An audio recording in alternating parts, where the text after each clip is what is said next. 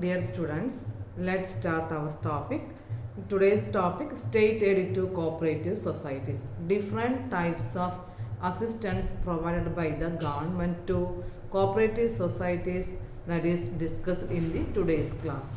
Direct participation of share capital of government to cooperative society, and indirect share capital participation and of government to cooperative society. These topics are discussed in today's class. So, before going to discuss the state aid to cooperative society, we shall discuss what are the background for providing this type of state aid to cooperative society. എന്തൊക്കെയാണ് ഈ cooperative സൊസൈറ്റീസുകൾക്ക് ഈ government ഇത്തരത്തിലുള്ള ഒരു financial ആയിട്ടുള്ള aid നൽകാനായിട്ടുള്ളൊരു പശ്ചാത്തലം എന്നത് നമുക്ക് നോക്കാം. നമുക്കറിയാം 1904 ആണ് ഫസ്റ്റ് കോപ്പറേറ്റീവ് സൊസൈറ്റീസ് ആക്ട് എന്ന് പറയുന്ന ആക്ട്. ബ്രിട്ടീഷ് ഗവൺമെൻറ് ഇനാക്ട് ചെയ്തിട്ടുള്ള ഒരു ആക്ട് ആയിരുന്നു 1904 act. 1904 first cooperative societies act എന്ന് നമുക്കറിയാം. ഓരോ കോപ്പറേറ്റീവ് സൊസൈറ്റീസുകളും ഇൻട്രൊഡ്യൂസ് ചെയ്യുമ്പോൾ അതിന് ഓരോ പ്രവർത്തന ലക്ഷ്യങ്ങളുമായിട്ടാണ് മുന്നോട്ട് വന്നിട്ടുള്ളത്. So cooperative movement in India was not a spontaneous one. It was enacted by the government for the solution to the circumstances like famine, poverty, exploitation and indebtedness. നമുക്കറിയാം കോപ്പറേറ്റീവ് സൊസൈറ്റീസുകൾ മറ്റുള്ള financial business organisation പോലെയുള്ളതല്ല. അതിലുള്ള മെമ്പേഴ്സിൻ്റെ ഒരു പുരോഗതിക്ക് വേണ്ടി സമൂഹത്തിനൊരു service നൽകുക എന്നുള്ള ഒരു ഉന്നമനത്തിന് വേണ്ടി മാത്രം രൂപീകരിക്കുന്ന സൊസൈറ്റീസുകളാണ് കോപ്പറേറ്റീവ് സൊസൈറ്റി. അത് ഇപ്പോൾ പെട്ടെന്നുണ്ടായിട്ടുള്ളൊരു മൂവ്മെൻ്റ് അല്ല. അതിന് സമൂഹത്തിലുണ്ടായിട്ടുള്ള പല പ്രശ്നങ്ങൾക്കും പരിഹാരമായിട്ടാണ് കോപ്പറേറ്റീവ് സൊസൈറ്റിയുടെ ഇൻട്രൊഡക്ഷൻ എന്ന് പറയുന്നത്. ഫാമിൻ, പോവർട്ടി, ഇൻഡെപ്റ്റഡ്നെസ്, ദെൻ എക്സ്പ്ലോയിറ്റേഷൻ, ഇതെല്ലാം ഇല്ലാതാക്കുക എന്നുള്ള ആ ഒരു സൊല്യൂഷന് വേണ്ടിയാണ് പല കോപ്പറേറ്റീവ് സൊസൈറ്റീസുകളും ഇൻട്രൊഡ്യൂസ് ചെയ്തിട്ടുള്ളത്. അപ്പോൾ കോപ്പറേറ്റീവ് സൊസൈറ്റീസുകളുടെ ഫസ്റ്റ് ആക്ടുകൾ തന്നെ വന്നപ്പോൾ ചീപ്പായിട്ടുള്ള ക്രെഡിറ്റ് സപ്ലൈ അതിലുള്ള മെമ്പേഴ്സിന് നൽകുക എന്നുള്ളതാണ് ഉദ്ദേശിച്ചിട്ടുണ്ടായിരുന്നത്. അതുകൊണ്ട് 1904 കോപ്പറേറ്റീവ് സൊസൈറ്റി എന്ന് പറഞ്ഞു കഴിഞ്ഞാൽ കോപ്പറേറ്റീവ് ക്രെഡിറ്റ് സൊസൈറ്റീസ് ആക്ട് ആയിട്ടാണ് ഇൻട്രൊഡ്യൂസ് ചെയ്തിട്ടുള്ളത്. ഫസ്റ്റ് കോപ്പറേറ്റീവ് ക്രെഡിറ്റ് സൊസൈറ്റി എന്ന് പറഞ്ഞുകൊണ്ടാണ് 1904 ആക്ട് ഇൻട്രൊഡ്യൂസ് ചെയ്തിട്ടുള്ളത്.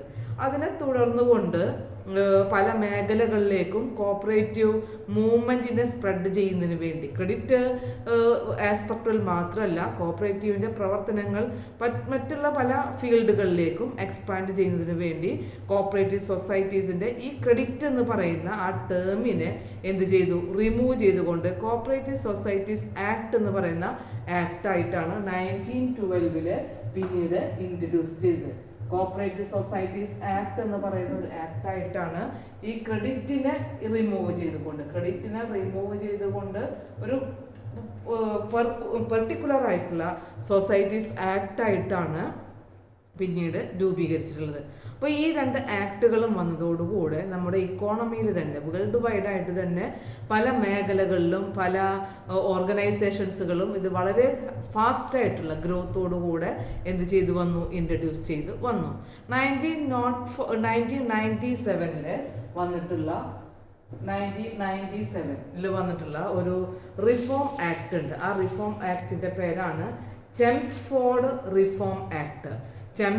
മോണ്ടിഗോ ചെംസ്ഫോർഡ് അഡ്മിനിസ്ട്രേറ്റീവ് റിഫോം ആക്ട് എന്ന് പറയുന്ന ഒരു ആക്ടാണ് പിന്നെ 1999 വന്നിട്ടുള്ളത്. ഇതാണ് കോപ്പറേറ്റീവ് സൊസൈറ്റീസുകൾക്ക് സ്റ്റേറ്റിൻ്റെ എയ്ഡ് നൽകണം എന്ന് പറയുന്ന ഒരു ആശയം കൊണ്ടുവന്ന ആക്ടാണ് 1919 ആക്ട്. ചെംസ്ഫോർഡ് റിഫോം ആക്ട് അല്ലെങ്കിൽ അഡ്മിനിസ്ട്രേറ്റീവ് റിഫോം ആക്ട് എന്ന് പറയുന്ന ഒരു ആക്ടാണ്. This act introduces for cooperative societies has become a state subject. Every state government has the responsibility to make a legislation and to promote their societies in the each state. ഇതാണ് അവർ കൊണ്ടുവന്ന ആശയം. ഓരോ സ്റ്റേറ്റിലും ഉള്ള cooperative സൊസൈറ്റീസുകൾക്ക് അതിൻ്റെ economic ആയിട്ടുള്ള ഗ്രോത്തിന് വേണ്ടി promote ചെയ്യേണ്ടതും അതാത് സ്റ്റേറ്റിലുള്ള കോപ്പറേറ്റീവ് സൊസൈറ്റികൾക്ക് ആവശ്യമായിട്ടുള്ള രീതിയിൽ ലെജിസ്ലേഷൻസുകൾ മേക്ക് ചെയ്യാനുള്ള ഒരു പ്രൊമോഷനാണ്, അല്ലെങ്കിൽ അങ്ങനെയുള്ളൊരു നിയമമാണ് 1997 ചെംസ്ഫോർഡ് റിഫോംസ് അല്ലെങ്കിൽ അഡ്മിനിസ്ട്രേറ്റീവ് റിഫോം ആക്ടിൽ കൊണ്ടുവന്നിട്ടുള്ളത്. ഇനി നമുക്ക് കേരളത്തിലുണ്ടായിരുന്ന കോപ്പറേറ്റീവ് സൊസൈറ്റീസിൻ്റെ ഒരു ഇൻട്രഡക്ഷൻ സ്റ്റേജിലേക്ക് കടന്നു വരാം. അതായത് 1919 ചെംസ്ഫോർഡ് അഡ്മിനിസ്ട്രേറ്റീവ് റിഫോം ആക്ട് കൊണ്ടുവരുന്നതിനേക്കാൾ മുമ്പായിട്ട് തന്നെ നമുക്ക് കേരളത്തിൽ എക്സിസ്റ്റഡ് ആയിട്ടുള്ള 2 ആക്ടുകൾ ഉണ്ടായിരുന്നു. അതാണ് 1913 Cochin cooperative societies act, 1913 Cochin cooperative societies act എന്ന് പറയുന്ന ആക്ടും, അതുപോലെ തന്നെ 1914 കോപ്പറേറ്റീവ് സൊസൈറ്റീസ് ആക്ടും നിലവിലുണ്ടായിരുന്നു. അതാണ് ട്രാവൻകൂർ കോപ്പറേറ്റീവ് സൊസൈറ്റീസ് ആക്ട്. അപ്പോൾ ഈ 2 ആക്ടുകളും എവിടെ നിലവിലുള്ളതായിരുന്നു? ഈ ചെംസ്ഫോർഡ് റിഫോംസ് ആക്ട് കൊണ്ടുവരുന്നതിനേക്കാൾ മുമ്പ് കേരളത്തിലുണ്ടായിരുന്ന ആക്ടുകളാണ്. പിന്നെ നമുക്കറിയാം മലബാർ ഏരിയനെ മെർജ് ചെയ്യുന്നതിൻ്റെ ഭാഗമായിട്ട് ട്രാവൻകൂർ, കൊച്ചിൻ, മദ്രാസ് സ്റ്റേറ്റുകളൊക്കെ മെർജ് ചെയ്തപ്പോൾ വീണ്ടും 2 ആക്ടുകൾ കൂടെ ഇൻട്രൊഡ്യൂസ് ചെയ്തിട്ടുള്ളതാണ്. 1932 പറയുന്ന 1932 Madras cooperative societies act, Madras cooperative societies act.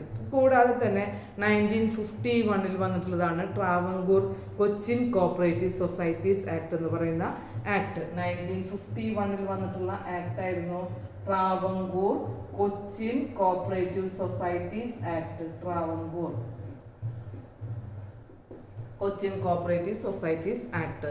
പിന്നീടാണ് ഇപ്പോൾ കേരളത്തിൻ്റെ ഇപ്പോൾ നിലവിലുള്ള കോപ്പറേറ്റീവ് സൊസൈറ്റീസ് നമുക്കറിയാം. KCS ആക്ട് എന്ന് പറഞ്ഞു കഴിഞ്ഞാൽ 1969 ആക്ടാണ്. കേരള കോപ്പറേറ്റീവ് സൊസൈറ്റീസ് ആക്ട് എന്ന് പറയുമ്പോൾ കേരള കോപ്പറേറ്റീവ് സൊസൈറ്റീസ് ആക്ട് 1969 ആണ്. ഇപ്പോൾ 1951 ശേഷം 1956 കേരള ഗവൺമെൻറ്റായിട്ട് ന്യൂലി ഫോം ചെയ്തപ്പോൾ ഈ പറയുന്ന എല്ലാ ആക്ടുകളെയും റീഫോം ചെയ്തുകൊണ്ടാണ് കേരള കോപ്പറേറ്റീവ് സൊസൈറ്റീസ് ആക്ട് 1959 എന്ന് പറയുന്ന ആക്ട് നിലവിൽ വന്നിട്ടുള്ളത്. അപ്പോൾ ഇവിടെ നമുക്ക് മനസ്സിലാക്കേണ്ടത് ഈ Kerala cooperative societies act 1969 introduce ചെയ്തതിന് ശേഷം 2000 2013 ഈ ആക്ടിൽ ചില അമെൻമെൻറ്റുകളൊക്കെ വന്നിട്ടുണ്ട്. ഈ ആക്ടിന് ചില അമെൻമെൻറ്റുകളൊക്കെ നടത്തിയിട്ടുള്ളതാണ്. 2000 വന്നിട്ടുണ്ട്, 2013 വന്നിട്ടുണ്ട്. അപ്പോൾ അതിൽ വന്നിട്ടുള്ള ഈ ആക്ടിൽ വന്നിട്ടുള്ള സെക്ഷൻ 42 ആൻഡ് സെക്ഷൻ 54 ഈ 2 സെക്ഷനിലുമാണ് ഈ പറയുന്ന സെക്ഷൻ 42 ആൻഡ് സെക്ഷൻ 51 ഈ പറയുന്ന ആക്ടിൽ 51 അല്ല 54 പറയുന്ന ഈ ആക്ട് സെക്ഷനിലാണ് കോപ്പറേറ്റീവ് സൊസൈറ്റീസുകൾക്ക് ഫിനാൻഷ്യൽ ആയിട്ടുള്ള എയ്ഡുകൾ സ്റ്റേറ്റ് ഗവൺമെൻറ് പ്രൊവൈഡ് ചെയ്യണമെന്ന് പറയുന്ന ഒരു നിയമം വന്നിട്ടുള്ളത്. അപ്പോൾ 1969 ആക്ടിലുള്ള അമെൻമെൻറ്റുകളാണ് സെക്ഷൻ 42 ആൻഡ് സെക്ഷൻ 54. ഇതിൽ കേരള കോപ്പറേറ്റീവ് സൊസൈറ്റീസുകളിൽ സ്റ്റേറ്റ് ഗവൺമെൻറ്റിൻ്റെ ഒരു പാർട്ടിസിപ്പേഷൻ ഉണ്ടാവുകയും അതേസമയം തന്നെ എല്ലാ സ്റ്റേറ്റ് ഗവൺമെൻറ്റുകളും നൽകണം അതാത് കോപ്പറേറ്റീവ് സൊസൈറ്റീസുകൾക്ക് ഫിനാൻഷ്യൽ ആൻഡ് നോൺ ഫിനാൻഷ്യൽ ആയിട്ടുള്ള എയ്ഡുകൾ പ്രൊവൈഡ് ചെയ്യണം എന്ന് പറയുന്ന റൂളുകൾ കൊണ്ടുവന്നിട്ടുള്ളത്. അപ്പോൾ നമ്മളിവിടെ പഠിക്കുന്ന state aid to cooperative society എന്ന് പറയുന്ന ഒരു ടോപ്പിക്കാണ്. നമ്മൾ പഠിക്കാൻ പോകുന്ന topic state aid to cooperative societies ആണ്. അപ്പോൾ ഈ ആക്ടിൽ KCS ആക്ടിൽ ഇതുപോലുള്ള അമെൻമെൻറ്റ് വന്നപ്പോഴാണ് ഗവൺമെൻറ്റിൻ്റെ ഭാഗത്തു നിന്നും കോപ്പറേറ്റീവ് സൊസൈറ്റീസുകൾക്ക് അസിസ്റ്റൻസ് പ്രൊവൈഡ് ചെയ്യണമെന്ന് പറയുന്ന നിയമം ഉണ്ടായത്. അതിൻ്റെ ഒരു ബാക്ക്ഗ്രൗണ്ടാണ് ഞാൻ ഇതുവരെ പറഞ്ഞിട്ടുള്ളത്. ഇത് കൂടാതെ തന്നെ all India rural credit survey committee എന്ന് പറയുന്ന കമ്മിറ്റിയുടെ ഒരു റിപ്പോർട്ടുണ്ട്. All India rural credit survey committee, അതിൻ്റെ ഷോർട്ടാണ് ഞാൻ എഴുതിയിട്ടുള്ളത്. All India rural credit survey കമ്മിറ്റിയുടെ റിപ്പോർട്ടിൽ ഈ അസിസ്റ്റൻസ് പ്രൊവൈഡ് ചെയ്യുന്നതിൻ്റെ ഒരുപാട് ഇമ്പോർട്ടൻസുകൾ അവിടെ പറയുന്നുണ്ട്. ഫസ്റ്റ് വൺ പറയുന്നത് ഈ കമ്മിറ്റി റിപ്പോർട്ടിൽ it emphasises the need for assistance two of state government. State government provide ചെയ്യേണ്ട അസിസ്റ്റൻസിൻ്റെ ഇമ്പോർട്ടൻസ് അവിടെ ഈ പറയുന്ന റിപ്പോർട്ട് നൽകുന്നുണ്ട്. അതുപോലെ തന്നെ state participation in share capital with destroying the autonomy of the cooperative society. State ഗവൺമെൻറ്റുകൾ കോപ്പറേറ്റീവ് സൊസൈറ്റീസുകളുടെ ഷെയർ ക്യാപിറ്റലിൽ എന്ത് ചെയ്യണം, ഒരു പാർട്ടിസിപ്പേഷൻ ഉണ്ടായിരിക്കണം. ഇതും ഈ റിപ്പോർട്ടിൽ പറയുന്ന ഒരു പോയിന്റാണ്. ഇപ്പോൾ സ്റ്റേറ്റിൻ്റെ പാർട്ടിസിപ്പേഷൻ ഉണ്ടായിരിക്കണം. സ്റ്റേറ്റ് ഗവൺമെൻറ് തന്നെ ഷെയർ ക്യാപിറ്റൽ എന്ത് ചെയ്തിരിക്കണം, സബ്സ്ക്രൈബ് ചെയ്തിരിക്കണം. അതേപോലെ തന്നെ ഡയറക്റ്റ് ആൻഡ് ഇൻഡയറക്റ്റ് ആയിട്ടുള്ളൊരു പാർട്ടിസിപ്പേഷനാണ് ഷെയർ ക്യാപിറ്റലിൽ ഉണ്ടായിരിക്കുന്നത്. ഡയറക്റ്റ് പാർട്ടിസിപ്പേഷൻ എന്ന് പറയുമ്പോൾ ഗവൺമെൻറ് ഡയറക്റ്റായിട്ടും അപ്പെക്സ് സൊസൈറ്റീസുകൾക്കാണ് അസിസ്റ്റൻസ് പ്രൊവൈഡ് ചെയ്യുന്നത്. അപ്പെക്സ് സൊസൈറ്റീസുകൾ അതിന് താഴെ വരുന്ന ഡിസ്ട്രിക്ട് കോപ്പറേറ്റീവ് സൊസൈറ്റീസുകൾക്ക് അല്ലെങ്കിൽ സെൻട്രൽ കോപ്പറേറ്റീവ് സൊസൈറ്റീസുകൾക്ക് അസിസ്റ്റൻസ് പ്രൊവൈഡ് ചെയ്യുന്നതാണ് ഇൻഡയറക്റ്റ് അസിസ്റ്റൻസ് എന്നതുകൊണ്ട് ഉദ്ദേശിക്കുന്നത്.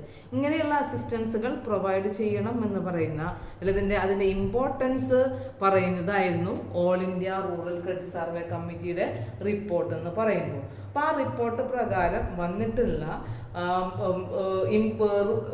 അസിസ്റ്റൻസുകളാണ് നമ്മളിവിടെ പഠിക്കാൻ പോകുന്ന state aid to cooperative societies എന്നതുകൊണ്ട് ഉദ്ദേശിക്കുന്നത്. അപ്പോൾ ഏതെല്ലാം എയ്ഡുകളാണ് കോപ്പറേറ്റീവ് സൊസൈറ്റീസുകൾക്ക് ഗവൺമെൻറ് നൽകുന്നത് എന്നുള്ളത് നമുക്ക് ആദ്യമായിട്ട് നോക്കാം.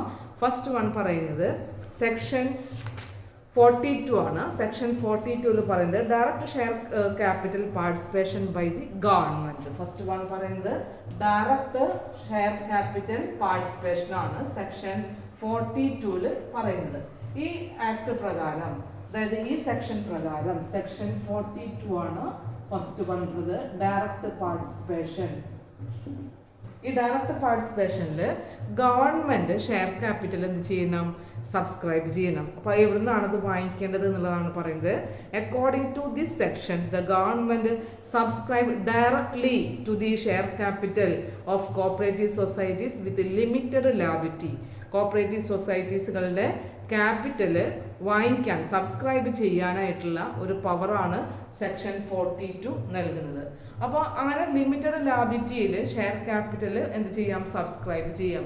പക്ഷെ അവർ ഷെയർ ക്യാപിറ്റൽ സബ്സ്ക്രൈബ് ചെയ്ത് കഴിഞ്ഞാലും ഗവൺമെൻറ് എത്ര ഷെയർ എടുത്തു കഴിഞ്ഞാലും ആ കോപ്പറേറ്റീവ് സൊസൈറ്റീസുകളിൽ മെമ്പേഴ്സിന് അതർ ഷെയർ ഹോൾഡേഴ്സ് ആയിട്ടുള്ള അതർ മെമ്പേഴ്സ് ആയിട്ടുള്ള ആളുകൾക്ക് എന്താണ് പ്രിവിലേജ് ഉള്ളത്, എന്തൊക്കെ റൈറ്റ്സുകളുണ്ട്, ആ റൈറ്റ് മാത്രമേ ആർക്കും നൽകുള്ളൂ, ഗവൺമെൻറ്റിനും നൽകുള്ളൂ. അതാണ് ഈ ഒരു സെക്ഷൻ്റെ പ്രത്യേകത. കാരണം കോപ്പറേറ്റീവ് സൊസൈറ്റി എന്ന് പറയുമ്പോൾ ഒരു ഓട്ടോണമി ആയിട്ട് പ്രവർത്തിക്കാൻ ഗവൺമെൻറ്റിൻ്റെ ഒരു പ്രവർത്തനം ഇൻ്റർഫിയറൻസ് ഉള്ള ഓർഗനൈസേഷൻ ആകാനായിട്ട് നിയമം അനുവദിക്കുന്നില്ല.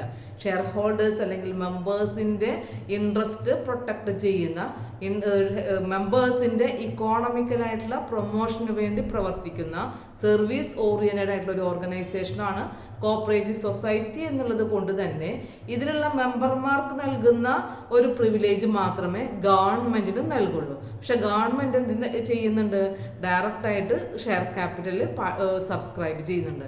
അത് സബ്സ്ക്രൈബ് ചെയ്യുന്നത് മറ്റ് മെമ്പേഴ്സിനേക്കാൾ എക്സസ് ആയി കഴിഞ്ഞാലും സെയിം പ്രിവിലേജ് ആയിരിക്കും അതർ മെമ്പേഴ്സിനെ പോലെ ഗവൺമെൻറ്റിന് നൽകുന്നുള്ളൂ. നെക്സ്റ്റ് നമുക്കിതിൽ തന്നെ പഠിക്കാനുള്ള ഒരു സെക്ഷനാണ് സെക്ഷൻ 43 എന്ന് പറയുന്നത്. 43 ഇൻഡയറക്റ്റ് പാർട്ടിസിപ്പേഷൻ ആണ് പറയുന്നത്. Indirect share capital participation by the government. Section 43.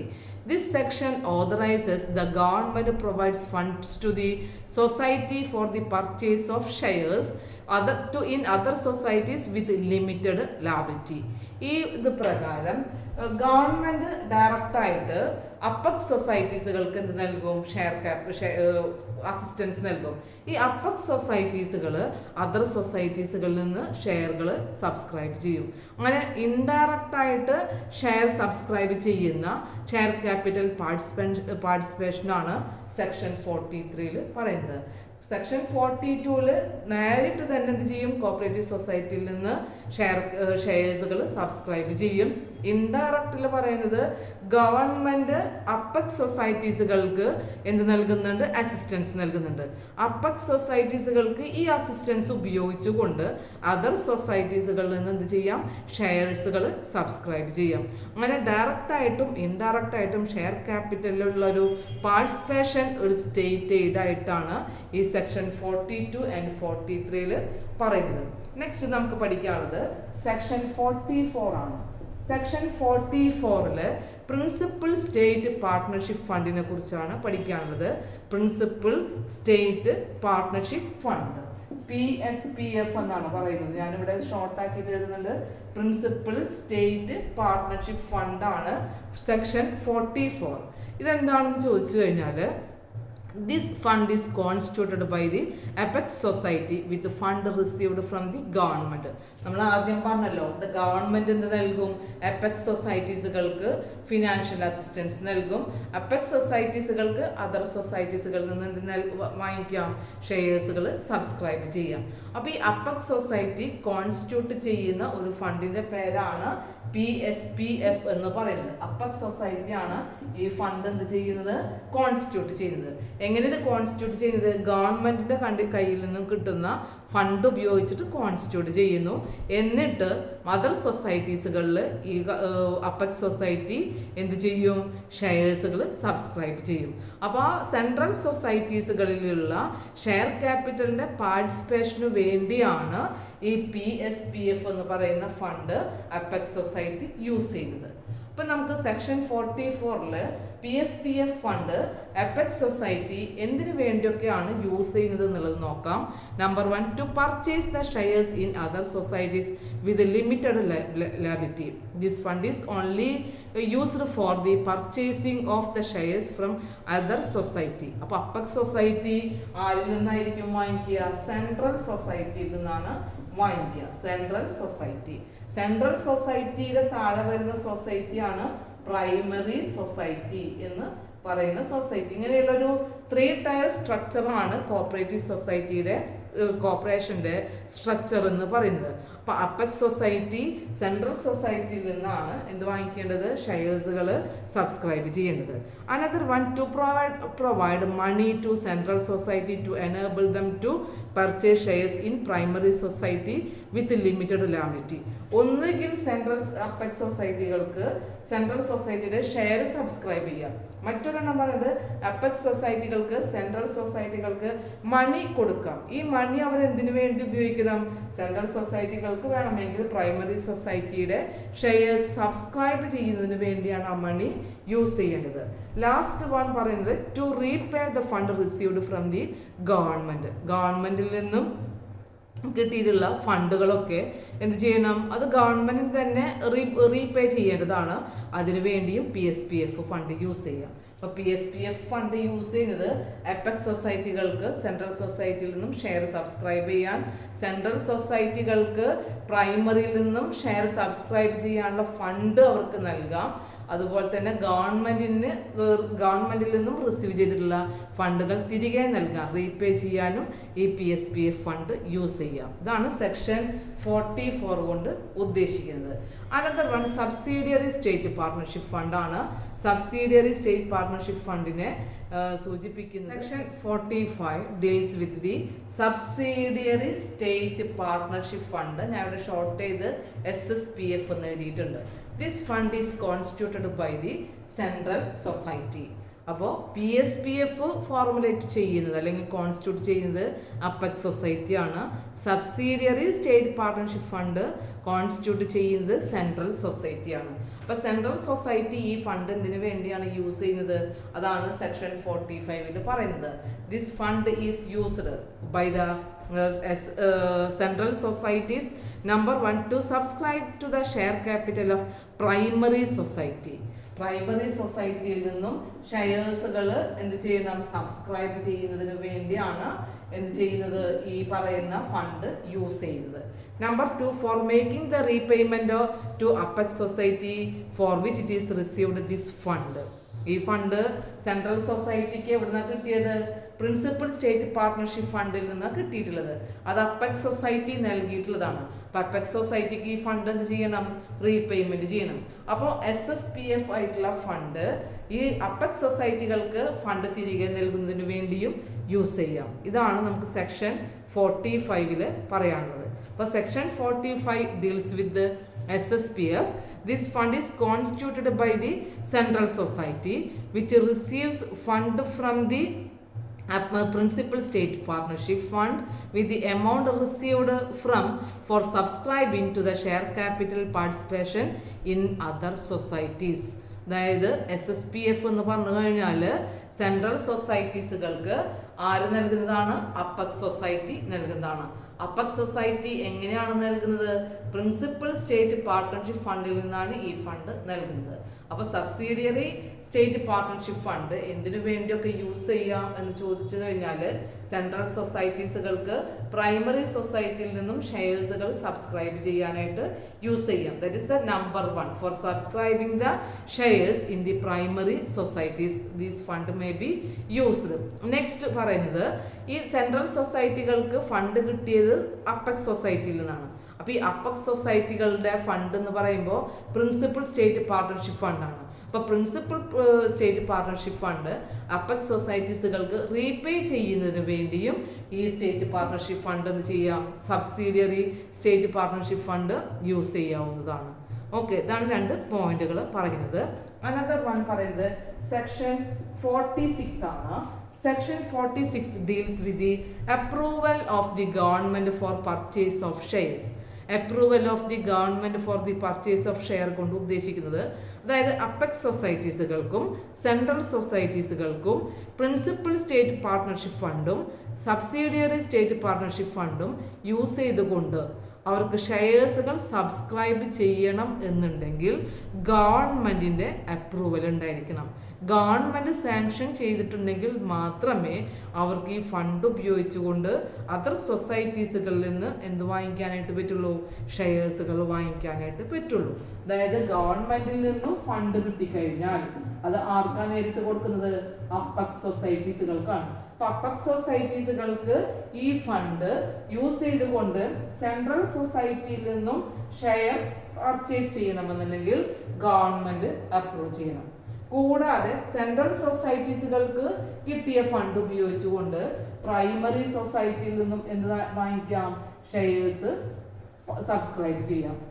അപ്പോൾ പ്രൈമറി സൊസൈറ്റിയുടെ ഷെയർസുകൾ സബ്സ്ക്രൈബ് ചെയ്യണമെന്നുണ്ടെങ്കിലും സെൻട്രൽ സൊസൈറ്റീസുകൾക്ക് ആരുടെ പെർമിഷൻ ഉണ്ടായിരിക്കണം? ഗവൺമെന്റിന്റെ അപ്രൂവൽ ഉണ്ടായിരിക്കണം. That is the section 46 denotes. Another one section 47 ആണ്. സെക്ഷൻ 47 പറയുന്നത് അതിന്റെ ലാബിലിറ്റിയെ കുറിച്ചാണ്. അതായത് ഗവൺമെന്റിന് ഇത്തരത്തിലുള്ള ഷെയർസുകൾ സബ്സ്ക്രൈബ് ചെയ്തു കഴിഞ്ഞാൽ എങ്ങനെയായിരിക്കും അതിന്റെ ലാബിലിറ്റി അറൈസ് ചെയ്യുന്നത് എന്നുള്ളതാണ് സെക്ഷൻ 47 കൊണ്ട് ഉദ്ദേശിക്കുന്നത്. Limited liability in respect of shares.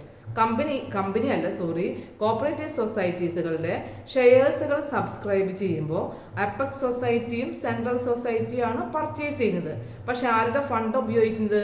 ഗവൺമെന്റിന്റെ ഫണ്ടാണ് ഉപയോഗിക്കുന്നത്. അപ്പോൾ ഗവൺമെന്റിന്റെ ഫണ്ട് യൂസ് ചെയ്തുകൊണ്ട് അപ്പെക്സ് സൊസൈറ്റിയും സെൻട്രൽ സൊസൈറ്റിയും അവർ യൂസ് ചെയ്യുന്ന ഫണ്ടിന്റെ പേര് നമുക്കറിയാം. എന്ത് ഫണ്ടാണ് യൂസ് ചെയ്യുന്നത്? PSPF ആണ് സെൻട്രൽ അപ്പെക്സ് സൊസൈറ്റി യൂസ് ചെയ്യുന്നത്.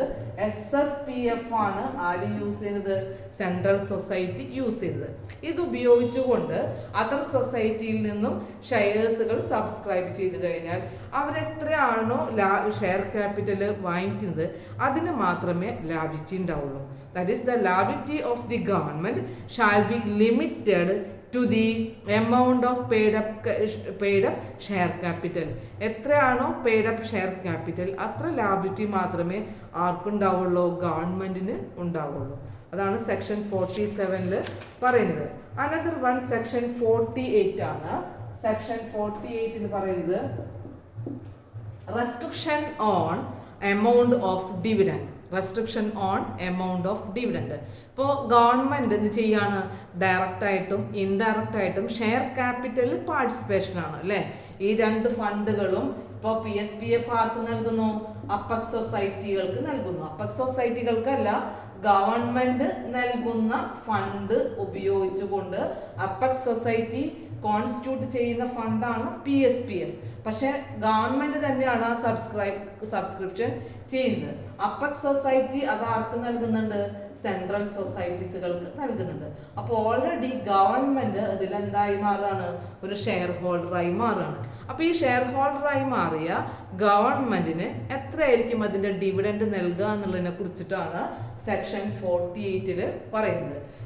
സെക്ഷൻ 48 പറയുന്നത് the apex society or central society which has participated which has purchased share in other society using the PSPF and SSPF as the case may be shall entitle a society to get dividend the same rate as admissible to other members.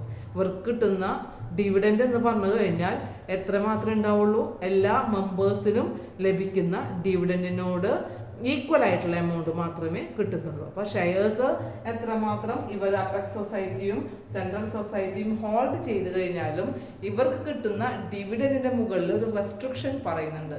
ആ റെസ്ട്രിക്ഷനാണ് section 48 പറയുന്നത്. അത് പ്രകാരം അവരെടുത്ത ഷെയറിനെല്ലാം എന്ത് കിട്ടില്ല? Dividend കിട്ടില്ല. അവിടെയുള്ള മെമ്പേഴ്സിന് നൽകുന്ന dividend ഇത്രയാണെന്നുള്ളതുണ്ട്. ആ ഡിവിഡൻഡ് മാത്രമേ ഇവർക്കും കിട്ടുന്നുള്ളൂ.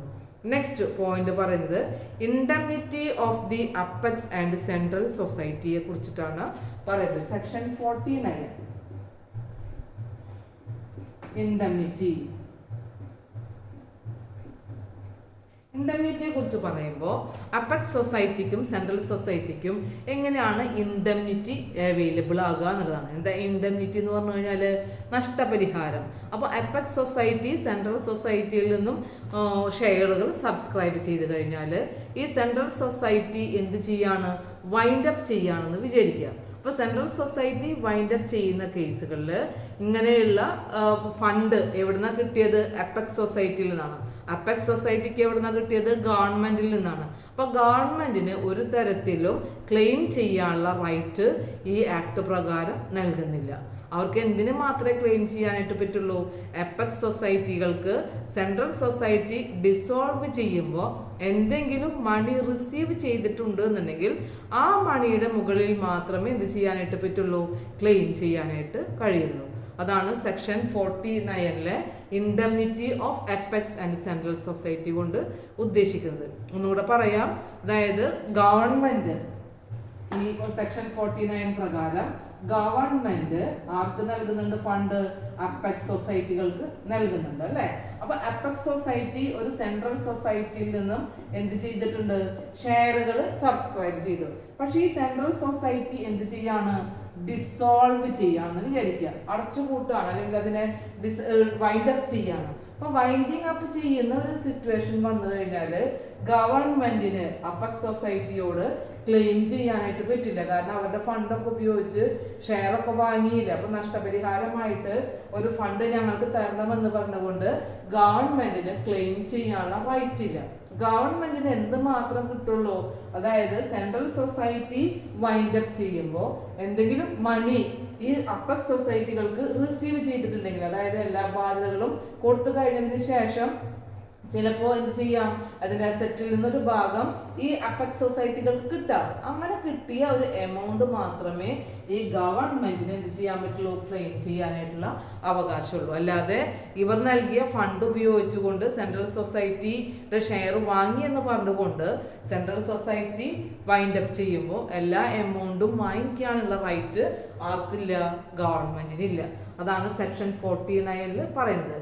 ഈ സിമിലർ കേസ് തന്നെ ഏതിൽ വരുന്നുണ്ട്? സെൻട്രൽ സൊസൈറ്റി എന്ത് ചെയ്തു? പ്രൈമറി സൊസൈറ്റിയിൽ നിന്നും ഷെയറുകൾ സബ്സ്ക്രൈബ് ചെയ്തു.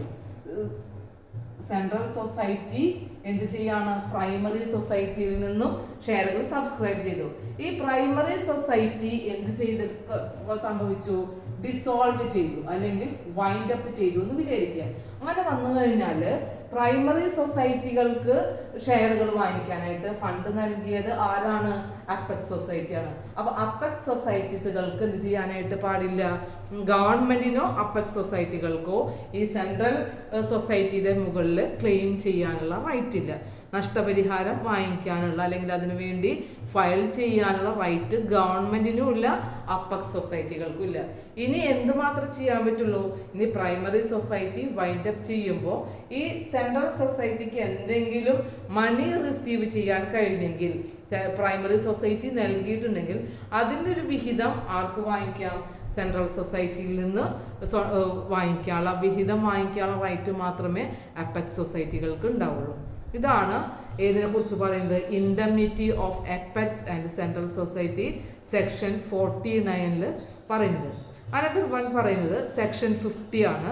Section 50 disposal of share capital and dividend, അതിനെ കുറിച്ചുള്ളൊരു ഡീറ്റെയിൽസ് ആണ് പറയുന്നത്. ഡിസ്പോസൽ അതായത് ഷെയർ ക്യാപിറ്റൽ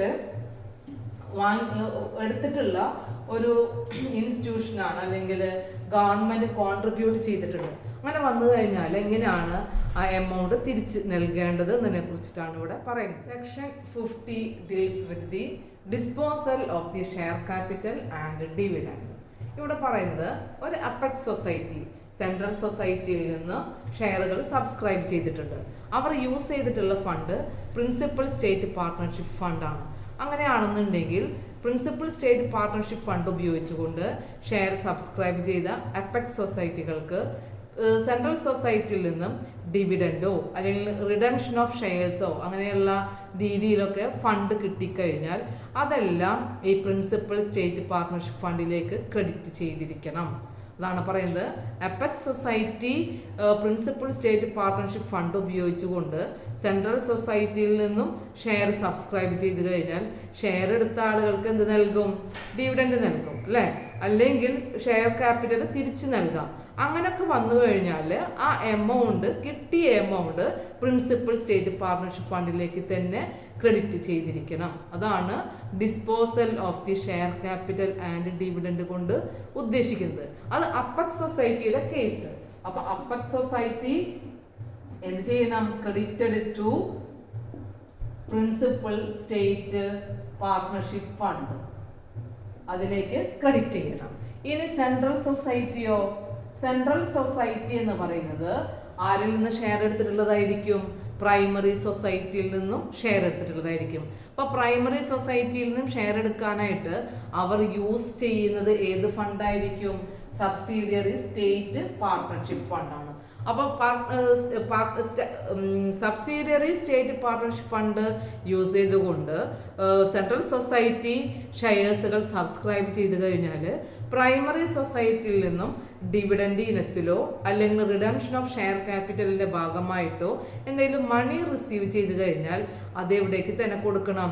ഈ state partnership subsidiary state partnership ഫണ്ടിലേക്ക് നൽകണം. അത് ഓട്ടോമാറ്റിക്കലി എവിടേക്ക് പോകും? പ്രിൻസിപ്പൽ സ്റ്റേറ്റ് പാർട്ണർഷിപ്പ് ഫണ്ടിലേക്ക് ക്രെഡിറ്റ് ചെയ്തു പോകും. അതായത് എങ്ങനെ ഈ രണ്ട് ഫണ്ട് ഉപയോഗിച്ച് ഷെയറുകൾ സബ്സ്ക്രൈബ് ചെയ്ത് കഴിഞ്ഞാലും അതിൻ്റെ അൾട്ടിമേറ്റ് ആയിട്ടുള്ള ഓണർഷിപ്പ് ആർക്ക് തന്നെയായിരിക്കും നൽകുന്നത്? ഗവൺമെന്റിന് തന്നെയായിരിക്കും കിട്ടുന്നത്. അതിനുള്ള റൈറ്റ് അപ്പെക്സ് സൊസൈറ്റികൾക്കോ സെൻട്രൽ സൊസൈറ്റീസുകൾക്കോ നിയമം അനുവദിക്കുന്നില്ല എന്നുള്ളതാണ് സെക്ഷൻ 50 കൊണ്ട് ഉദ്ദേശിക്കുന്നത്. അപ്പോൾ ഈ രണ്ട് ഫണ്ട് ഉപയോഗിച്ചു കഴിഞ്ഞാലും ഷെയറുകൾ സബ്സ്ക്രൈബ് ചെയ്യാം. സബ്സ്ക്രൈബ് ചെയ്ത് കഴിഞ്ഞാൽ കിട്ടുന്ന ഡിവിഡൻഡ് ആണെങ്കിൽ ഡിവിഡൻഡ്, ഷെയർ ക്യാപിറ്റൽ ആണെങ്കിൽ ഷെയർ ക്യാപിറ്റൽ, ഇത് രണ്ടും എന്ത് ചെയ്തിരിക്കണം? ഈ പറയുന്ന രണ്ട് ഫണ്ടുകളിലേക്ക് ക്രെഡിറ്റ് ചെയ്ത് കൊടുക്കണം. അതിൻ്റെ ഒരു ലാഭം കിട്ടിക്കഴിഞ്ഞാലും അതാത് സൊസൈറ്റീസുകൾക്ക് എന്ത് ചെയ്യാനായിട്ട് പറ്റില്ല? അത് വിനിയോഗിക്കാനായിട്ട് അർഹതയില്ല. അതിൽ നിയമം അനുവദിക്കുന്നില്ല. ഈ ഫണ്ടുകളൊക്കെ ഓട്ടോമാറ്റിക്കലി അൾട്ടിമേറ്റ്ലി ആർക്ക് തന്നെയാണ് നൽകേണ്ടത്? ഗവൺമെന്റിന് തന്നെയാണ് പോകുന്നത്. ദാറ്റ് ഈസ് ലാസ്റ്റ് പറയുന്നത് even in other words, even though the shares are in the name of the apex society or the central society, as the case may be, the amount referred to this section ultimately belongs to the government. നമുക്ക് ഉപയോഗിക്കാനായിട്ട് government നൽകിയിട്ടുള്ള ഏത് ഫണ്ടും അത് ultimately ആർക്ക് തന്നെയായിരിക്കും കിട്ടുന്നത്? Government തന്നെയായിരിക്കും കിട്ടുന്നത്. അപ്പെക്സ് സൊസൈറ്റിയും സെൻട്രൽ സൊസൈറ്റിയും ഈ ഫണ്ട് ആർക്ക് റീപേ ചെയ്തിരിക്കണം? ഗവൺമെന്റിന് റീപേ ചെയ്തിരിക്കണം. ഗവൺമെന്റിനാണ് ഈ ഫണ്ട് കിട്ടാനുള്ള അർഹത ഉള്ളത്. ഇനി അത് മാത്രമല്ല, നമ്മൾ നേരത്തെ പഠിച്ചതാണ്, ഗവൺമെന്റ് ഒരു ഷെയർ ഹോൾഡർ ആയി കഴിഞ്ഞാലും ഗവൺമെന്റിന് എന്താ കിട്ടുന്നത്? ആ അതർ മെമ്പേഴ്സ്, അതർ ഷെയർ ഹോൾഡേഴ്സിന് കിട്ടുന്ന സെയിം പ്രിവിലേജ്, സെയിം ഡിവിഡൻഡ് തന്നെയായിരിക്കും ആർക്ക് നൽകുന്നത്? ഗവൺമെന്റിന് നൽകുന്നത്. That is the section 50. Another one പറയുന്നത് സെക്ഷൻ 51 ആണ്. സെക്ഷൻ 51ൽ പറയുന്ന പോയിന്റ് എന്താണെന്നുണ്ടെങ്കിൽ disposal of PSPF and SSPF on winding up of apex society എന്നുള്ള കേസാണ് പറയുന്നത്. സെൻട്രൽ സൊസൈറ്റി, അപ്പെക്സ് സൊസൈറ്റിയോ സെൻട്രൽ സൊസൈറ്റിയോ വൈൻഡ് അപ്പ് ചെയ്യുന്ന കേസ് വന്നു കഴിഞ്ഞാൽ, അങ്ങനെ ഒരു ഇഷ്യൂ വരുന്ന കേസുകളിൽ PSPF ഫണ്ടും SSPF ഫണ്ടും എന്തായിരിക്കണം ചെയ്യേണ്ടത്? അതിനുള്ള റൂളാണ് നമ്മൾ ഈ പറയുന്ന സെക്ഷൻ 51ൽ പറയുന്നത്. Disposal of PSPF and SSPF in the case of the winding up of Central Society and Apex Society. അപ്പോൾ ഫസ്റ്റ് വൺ പറയുന്നത് അപ്പെക്സ് സൊസൈറ്റിയുടെ കേസ് ആണെന്ന് വിചാരിക്കുക. അപ്പെക്സ് സൊസൈറ്റിയുടെ കേസ് പറയുമ്പോൾ അപ്പെക്സ് സൊസൈറ്റിയുടെ ഈ ഫണ്ട് എന്ന് പറയുന്നത് എന്തായിരിക്കും? പ്രിൻസിപ്പൽ സ്റ്റേറ്റ് പാർട്ട്ണർഷിപ്പ് ഫണ്ടാണ് അല്ലേ? പ്രിൻസിപ്പൽ സ്റ്റേറ്റ് പാർട്ട്ണർഷിപ്പ് ഫണ്ടാണ്. അപ്പോൾ ഈ fund apex society wind up ചെയ്യുന്ന കേസ് ആണെങ്കിൽ ഈ ഫണ്ട് ആർക്ക് നൽകിയിരിക്കണം? ഗവൺമെന്റിന് തന്നെ തിരിച്ചു നൽകിയിരിക്കണം. അതാണ് ഫസ്റ്റ് വൺ പറയുന്നത്. ആ ഫണ്ടിന്റെ case, if apex society which has established the PSPF is wound up or dissolved, all the money to the credit of principal state partnership fund shall be given to the or paid to the government. Principal state partnership fund എത്ര amount ഉണ്ടെന്നുണ്ടെങ്കിൽ ആ fund apex society പിരിച്ചുവിടുന്നുണ്ടെങ്കിൽ, wind up ചെയ്യുന്ന കേസുകളിൽ അത് ഗവൺമെന്റിലേക്ക് എന്ത് ചെയ്യണം? പേ ചെയ്തിരിക്കണം. സെക്ഷൻ 51 പറയുന്നത് അതാണ്. സിമിലർ കേസ് തന്നെയാണ് പറയുന്നത്. ഇനി ഒരു സെൻട്രൽ സൊസൈറ്റി ആണെന്ന് നമ്മൾ പറയാണ്. സെൻട്രൽ സൊസൈറ്റിയുടെ കേസാണ്. അവർ എന്ത് ചെയ്യാണ്? സബ്സിഡിയറി സ്റ്റേറ്റ് പാർട്ട്ണർഷിപ്പ് ഫണ്ടാണ് മെയിൻറ്റെയിൻ ചെയ്യുന്നത്. അങ്ങനെ മെയിൻറ്റെയിൻ ചെയ്തിട്ടുള്ള, കോൺസ്റ്റിറ്റ്യൂട്ട് ചെയ്തിട്ടുള്ള സെൻട്രൽ സൊസൈറ്റി വൈൻഡ് അപ്പ് ചെയ്യുന്നുണ്ടെങ്കിൽ ആ വൈൻഡ് അപ്പ് ചെയ്യുന്ന കേസുകളിൽ അവർ ആർക്ക് നൽകണം? ഈ ഫണ്ട് എവിടുന്ന് അവർക്ക് കിട്ടിയത്? അപ്പെക്സ് സൊസൈറ്റിയിൽ നിന്നാണ് കിട്ടിയത് അല്ലേ? അപ്പൊ അപ്പെക്സ് സൊസൈറ്റിയിലേക്ക് അതിന്റെ പ്രിൻസിപ്പൽ സ്റ്റേറ്റ് പാർട്ണർഷിപ്പ് ഫണ്ടിലേക്ക് ക്രെഡിറ്റ് ചെയ്യണം. ആ പ്രിൻസിപ്പൽ സ്റ്റേറ്റ് പാർട്ണർഷിപ്പ് ഫണ്ട് എവർക്ക് നൽകും? ഗവൺമെന്റിലേക്കായിരിക്കും പിന്നീട് അത് നൽകുന്നത്. അപ്പോൾ വൈൻഡ് അപ്പ് ചെയ്യുന്ന കേസ് വന്നു കഴിഞ്ഞാലും ഈ പറയുന്ന റൂളാണ് ആപ്ലിക്കബിൾ ആയിട്ടുള്ളത്. That is the section 51. Apex society wind up ചെയ്ത് കഴിഞ്ഞാൽ പ്രിൻസിപ്പൽ സ്റ്റേറ്റ് പാർട്ണർഷിപ്പ് ഫണ്ട് ഗവൺമെന്റിന് പേ ചെയ്തിരിക്കണം. സെൻട്രൽ സൊസൈറ്റി വൈൻഡ് അപ്പ് ചെയ്യുന്ന കേസിൽ SSPF ഫണ്ട് അപ്പെക്സ് സൊസൈറ്റിയിലേക്ക് നൽകിയിരിക്കണം. ഈ ഫണ്ട് ഓട്ടോമാറ്റിക്കലി എവിടേക്ക് പോകും? പ്രിൻസിപ്പൽ സ്റ്റേറ്റ് പാർട്ണർഷിപ്പ് ഫണ്ടിലേക്കാണ് ക്രെഡിറ്റ് ചെയ്യുന്നത്. ഓക്കെ, ഇതാണ് നമുക്ക് സെക്ഷൻ 51ൽ പറയാനുള്ളത്. സെക്ഷൻ 52 നമുക്ക് നോക്കാം. സെക്ഷൻ 52നെ കുറിച്ച് പറയുന്ന റൂള്. സെക്ഷൻ 52ൽ agreement by government and apex society, അതായത് അപ്പെക്സ് സൊസൈറ്റീസുകൾ സെൻട്രൽ സൊസൈറ്റിയിൽ നിന്നും ഷെയർസുകൾ സബ്സ്ക്രൈബ് ചെയ്യുമ്പോൾ, അല്ലെങ്കിൽ ഫണ്ട് ഗവൺമെന്റിന്റെ കയ്യിൽ നിന്നും അപ്പെക്സ് സൊസൈറ്റി ഫണ്ട് റിസീവ് ചെയ്യുമ്പോൾ ചില അഗ്രിമെന്റുകളിലൂടെയാണ് എന്ത് ചെയ്യുന്നത്? ഈ പറയുന്ന ഷെയറുകൾ സബ്സ്ക്രൈബ് ചെയ്യുന്നത്. അപ്പോൾ ഗവൺമെന്റിന്റെ കയ്യിൽ നിന്ന് direct apex society amount receive ചെയ്യുമ്പോൾ ആ എമൗണ്ട് ആർക്കാ നൽകേണ്ടത്? സെൻട്രൽ സൊസൈറ്റികൾക്കാണ് നൽകേണ്ടത്. സെൻട്രൽ സൊസൈറ്റികൾക്ക് എന്ത് ചെയ്യാം? പ്രൈമറി സൊസൈറ്റിയിൽ നിന്നും ഷെയർ സബ്സ്ക്രൈബ് ചെയ്യാനായിട്ട് ഫണ്ട് ഉപയോഗിക്കാം. ഈ ഒരു എഗ്രിമെന്റോട് കൂടെയാണ് ഫണ്ടിന്റെ റിസീവിങ്ങും ഫണ്ടിന്റെ റീപേയ്മെന്റും ചെയ്തിരിക്കേണ്ടത്. ഇതാണ് സെക്ഷൻ 52ൽ പറയുന്നത്. Agreement of the government with the apex society, ഗവൺമെന്റുമായിട്ട് ഉള്ള ഒരു അപ്പെക്സ് സൊസൈറ്റിയുടെ അഗ്രിമെന്റ് എന്താണുള്ളതാണ് പറയുന്നത്. ഫണ്ട് റിസീവ് ചെയ്ത് കഴിഞ്ഞാൽ ആ ഫണ്ട് ആർക്ക് നൽകണം? അപ്പെക്സ് സൊസൈറ്റിയുടെ കേസിൽ സെൻട്രൽ സൊസൈറ്റികൾക്ക് നൽകിയിരിക്കണം. സെൻട്രൽ സൊസൈറ്റിയുടെ കേസാണെന്നുണ്ടെങ്കിൽ പ്രൈമറി സൊസൈറ്റികൾക്കാണ് നൽകേണ്ടത്. എന്തിനു വേണ്ടിയാണ് നൽകേണ്ടത്?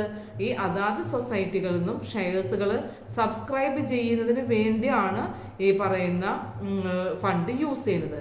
അപ്പോൾ അതിനു വേണ്ടിയുള്ള ടേംസ് ആൻഡ് കണ്ടീഷൻസുകൾ ക്രിയേറ്റ് ചെയ്തുകൊണ്ടാണ്, ഒരു അഗ്രിമെന്റിൽ എൻറ്റർ ചെയ്തുകൊണ്ടാണ് ഗവൺമെന്റ് ഈ ഫണ്ടുകൾ സെൻട്രൽ സൊസൈറ്റികൾക്കും അപ്പെക്സ് സൊസൈറ്റികൾക്ക് നൽകുന്നത്, അപ്പെക്സ് സൊസൈറ്റി സെൻട്രൽ സൊസൈറ്റികൾക്ക് നൽകുന്നത്. ഇതിനെക്കുറിച്ച് പറയുന്ന ഒരു സെക്ഷനാണ് സെക്ഷൻ 52 എന്നതുകൊണ്ട് ഉദ്ദേശിക്കുന്നത്. നെക്സ്റ്റ് നമുക്ക് നോക്കാനുള്ളത് സെക്ഷൻ 53 ആണ്. സെക്ഷൻ 53 ഇപ്പൊ നമ്മൾ നേരത്തെ ഇതുപോലുള്ള ഒരുപാട് സ്റ്റേറ്റ് എയ്ഡിനെ കുറിച്ചാണ് പറഞ്ഞത് അല്ലേ. Direct share capital participation, indirect share capital participation, ഇതൊക്കെയാണ് പറഞ്ഞിട്ടുള്ളത്. ഇനി പറയുന്നത് ഇതൊന്നും കൂടാതെ, അതായത് PSPF, SSPF അതുപോലുള്ള ഫണ്ടിന്റെ റിസീവിങ് കൂടാതെ ഇനി പറയുന്ന ചില അസിസ്റ്റൻസുകൾ ഗവൺമെന്റ് ആർക്ക് നൽകുന്നുണ്ട്? കോപ്പറേറ്റീവ് സൊസൈറ്റീസുകൾക്ക് പ്രൊവൈഡ് ചെയ്യുന്നുണ്ട്. ആ നൽകുന്ന അതർ ഫോം ഓഫ് അസിസ്റ്റൻസിനെ കുറിച്ചിട്ടാണ് സെക്ഷൻ 53 പറയുന്നത്. അപ്പോൾ സെക്ഷൻ 53 എന്ന് പറഞ്ഞു കഴിഞ്ഞാൽ other form of state aid.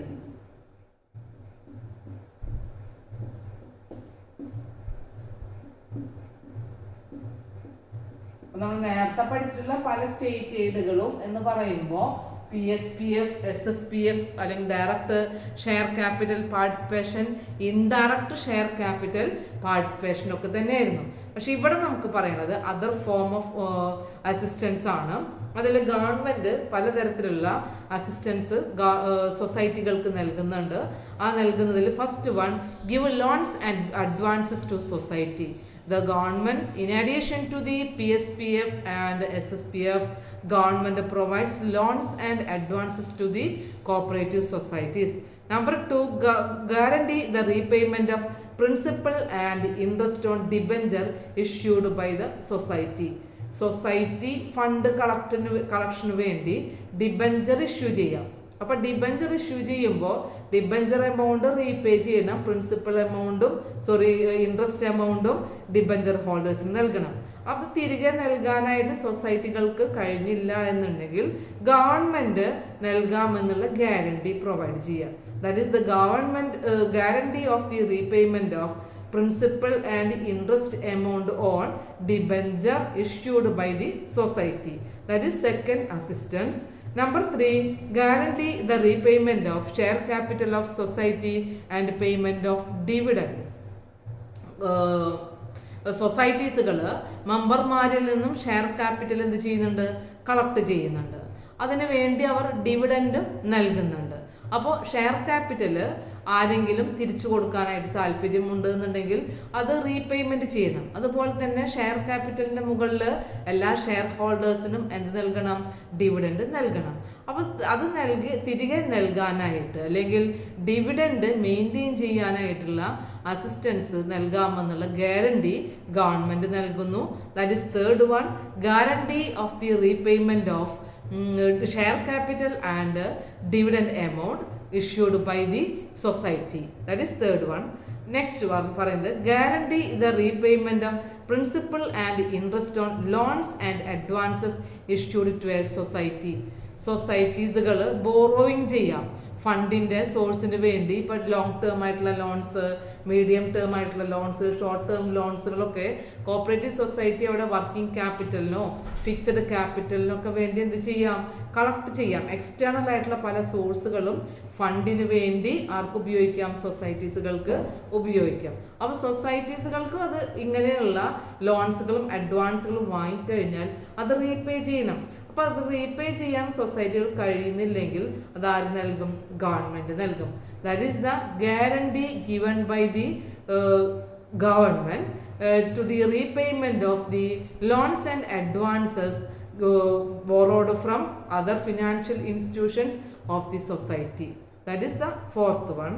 Next one is guarantee the repayment of deposit received and payment of interest on such deposit. Cooperative സൊസൈറ്റീസുകൾ അവരുടെ ഇൻകം ജനറേറ്റ് ചെയ്യുന്നതിൻ്റെ ഭാഗമായിട്ട് ഡിപ്പോസിറ്റ്സുകൾ എന്ത് ചെയ്യുന്നുണ്ട്? ആക്സെപ്റ്റ് ചെയ്യുന്നുണ്ട്. ഡിഫറെൻറ്റ് ടൈപ്സ് ഓഫ് ഡിപ്പോസിറ്റുകൾ, recurring deposit, saving deposit, fixed deposit, current deposit, ഇങ്ങനെയുള്ള home safe ഡെപ്പോസിറ്റുകൾ അങ്ങനെയുള്ള ഒരുപാട് ഡിപ്പോസിറ്റ് സ്കീംസുകൾ അവർ ഇൻട്രൊഡ്യൂസ് ചെയ്തിട്ടുണ്ട്. ഡിപ്പോസിറ്റ് വാങ്ങിക്കഴിഞ്ഞാൽ അത് ഡിപ്പോസിറ്റ് ഹോൾഡേഴ്സിന് എന്ത് ചെയ്യണം? തിരികെ നൽകണം, ഇൻട്രസ്റ്റ് എമൗണ്ട് നൽകണം. അത് നൽകാൻ കഴിയാതെ വരുന്ന സൊസൈറ്റീസുകൾക്ക് ഗവൺമെന്റ് തിരികെ നൽകാമെന്നുള്ള വാഗ്ദത്തം, ഗ്യാരണ്ടി നൽകുന്നു. That is the guarantee given by the government to the society for the deposit amount and interest amount to the deposit holders. That is the fifth point. Next പറയുന്നത് seventh point, give financial assistance in any other form including subsidies to any society. ഈ ലോൺസും അഡ്വാൻസും ഇതൊന്നും കൂടാതെ ചില ഗ്രാൻസുകളും സബ്സിഡീസുകളും government പല സൊസൈറ്റീസുകൾക്കും നൽകുന്നുണ്ട്. അങ്ങനെയുള്ള financial അസിസ്റ്റൻസും ഏതിൽ പറയുന്നുണ്ട്? അതർ ഫോം ഓഫ് സ്റ്റേറ്റ് എയ്ഡിലാണ് പറയുന്നത്. സെക്ഷൻ 53 പറയുന്നതാണ്. Give various financial assistance provided by the government to the societies. Last one, set off any amount due to government out of financial assistance given under this section.